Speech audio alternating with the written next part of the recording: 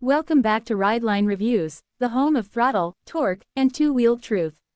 Today, we're diving deep into a machine that fuses cruiser comfort with sporty soul, the 2025 Honda Rebel 1100. If you're thinking it's just another laid-back cruiser, think again. This beast has a secret, and it's waiting to be unleashed. This is not your average cruiser. The 2025 Honda Rebel 1100 is part brute, part beauty, and all Honda. It's aimed at riders who want comfort, torque, and tech, without giving up attitude. So, what makes this Rebel different from its rivals, and even its own past? Let's fire it up and break it down. Let's start with the looks. The 2025 Rebel 1100 takes the iconic stripped-down bobber aesthetic and sharpens it.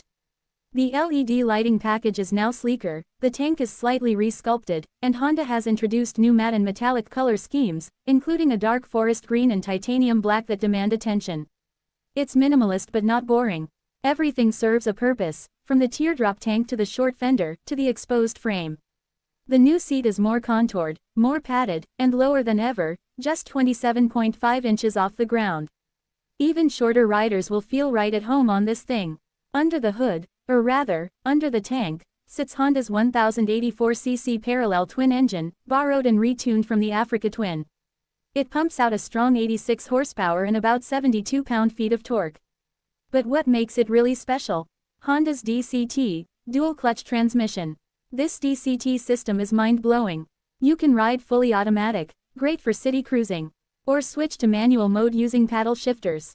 You want smooth, this is buttery. You want responsive, it's lightning. This tech brings something to cruisers we just don't see enough: choice. Handling on the Rebel 1100 is another surprise.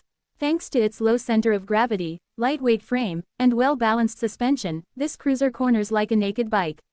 The 43mm show of forks in the front and dual rear shocks with piggyback reservoirs soak up bumps without giving up feedback. This isn't just a bike for cruising down Main Street. This thing eats up corners, especially with that wide rear tire and the refined abs. The brakes, dual disc up front and single in the rear, offer confident, progressive stopping power. Tech-wise, the 2025 Rebel 1100 steps up its game.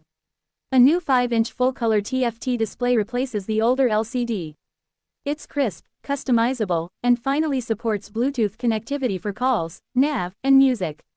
Cruise control comes standard, thank you, Honda, and there's even a USB-C port tucked under the seat.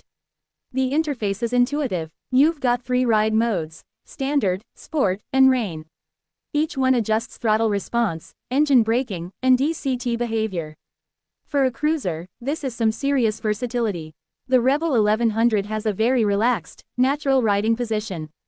Mid-mounted pegs, wide bars, and the contoured seat give you the perfect upright feel.